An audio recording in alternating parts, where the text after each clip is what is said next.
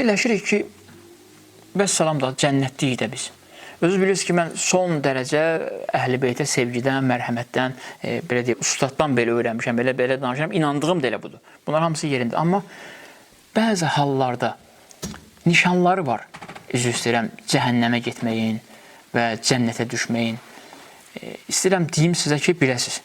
Bir mənəvi xəstəliyin nə qədər İmam Hüseynin əzadarlıq eləyirsənsə, həll olmursa, əzadarlıqla istəyirsən təkcə bunu həll eləyəsən, bir prosesli şəkildə, proqramlı şəkildə göstərişləri əməl etmirsənsə ki, həll eləyəsən və bu da həll olmur.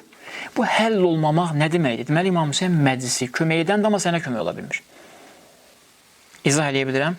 Bu bir nişan, işarədir adam üçün. Bu bir işarədir ki, həll olmadı ki burada. Bu o deməkdir, sən xilas ola bilmədin. Xilas ola bilməyənin aqibətində problemlər görsənir.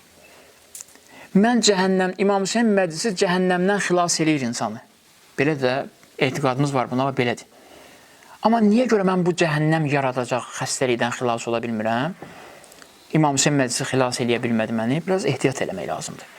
Biraz ehtiyat eləmək lazımdır ki, əgər xilas eləmirsə, məlumdur ki, məclisdə problem yoxdur. Məlumdur ki, əzadarlıqda problem yoxdur. Bu öz yerindədir. Bu müzakirəsiz bir mövzudur.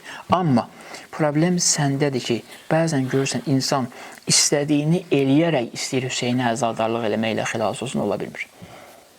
Mümkün deyil.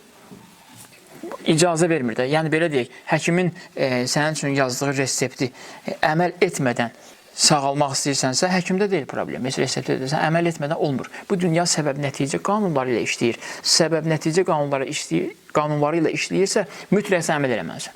Allah eləməsin ki, İmam Hüseyin əleyhissalam adama kömək eləyə bilməz. Peyğəmbər adama kömək eləyəməz. Orada mən özüm də dinlədim. Bugün səhər baxdım, dedim, Allah uzaq eləsin. Bu belə olsa nə olar?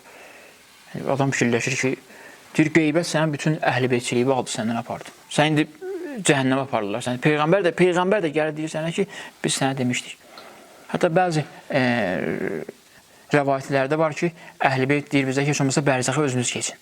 Bərzəx dünyasını, insan dünyasını dəyişəndən sonra bərzəxə gedir və qiyamətdə elə bərzəxin cənnətinə və yaxud da cəhənnəminə gedir.